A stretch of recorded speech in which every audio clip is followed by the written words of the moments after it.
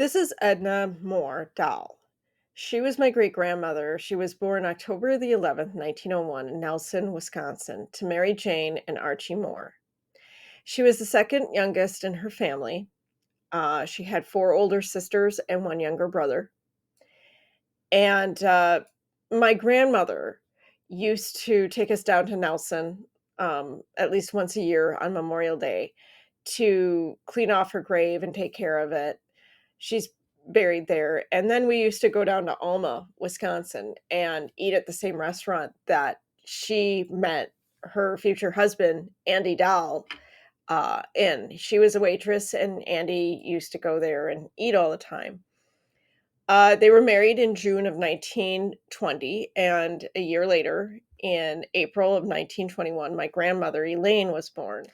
This is a picture of Edna. She was also referred to as Peggy, uh, and her brother, Arthur, and her dad, uh, Archie Moore. And this is taken actually up in Weyerhaeuser, Wisconsin. I don't remember my grandmother saying anything nice about her father. I remember her talking about there was always fighting in her home and in her family, and that when she got married to my grandpa, that they made it a point that there wasn't going to be that abuse, that fighting happening in their home. Edna died on September 11th, 1939, and my grandmother was still in high school. The story I was told was that that Edna had a brain aneurysm. She was standing at the top of the stairs and she fell down, and they found her at the bottom of the stairs. Her dad, Andy, who's in this picture, and that's her brother Marvin there. That's my grandmother, Elaine. Um, he got married right after to somebody, and I know my grandmother didn't have a relationship she didn't like and get along with her stepmother or step siblings. In the time that I was with my grandmother, I don't remember her ever really talking about her step parents, her stepmother. So, and just to give a little background to Andy, he was the son of Norwegian immigrants. Both his parents died before he was 10. He was raised by his Norwegian grandparents in a farm outside of uh, Nelson, Wisconsin, as well. He was drafted in the army in World War One. That's one thing that my grandmother did mention about Andy, was that he was mustard gassed in uh, in Europe when he was fighting in World War One. But really, what she always talked about was how violent he was.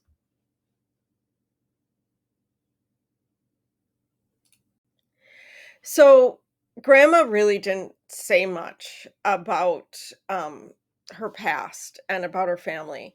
It was kind of one of those things, those Norwegian things where you don't talk to you don't say anything bad and they don't mention it. You don't ask her any questions. Don't ask grandma about her family.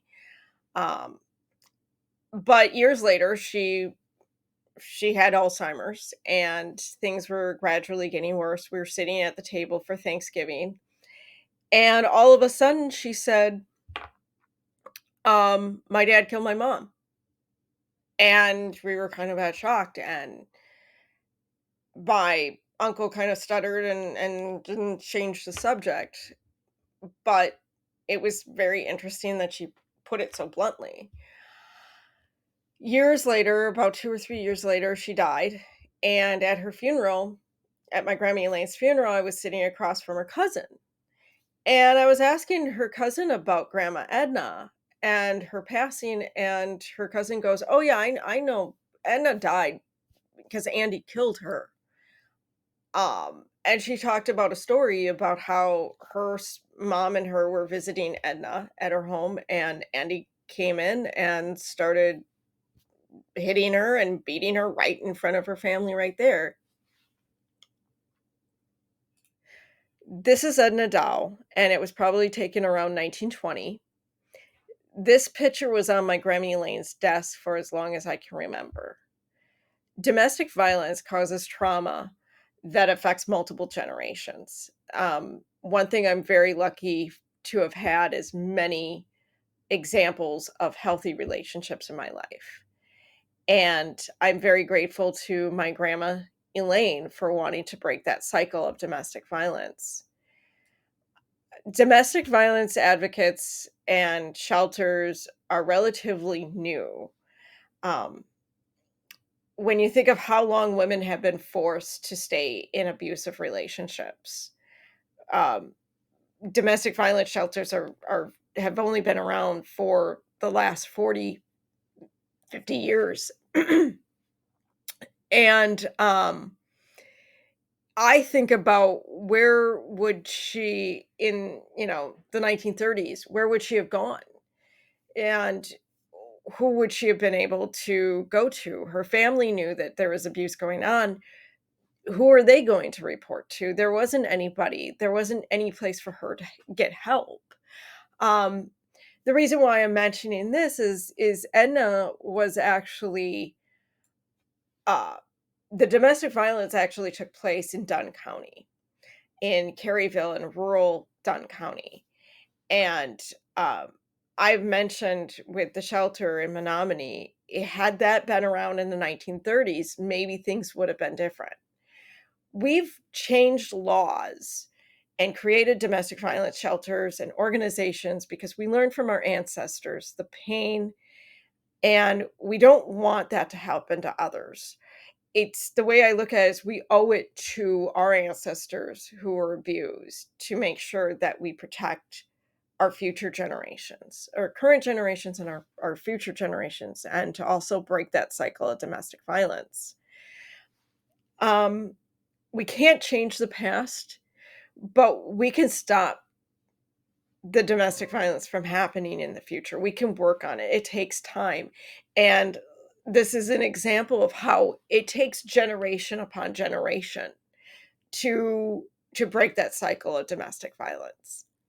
So I encourage people to get involved and to continue to support um, organizations that um, organizations like the Bridge to Hope, um, to continue helping women and to break that cycle of domestic violence.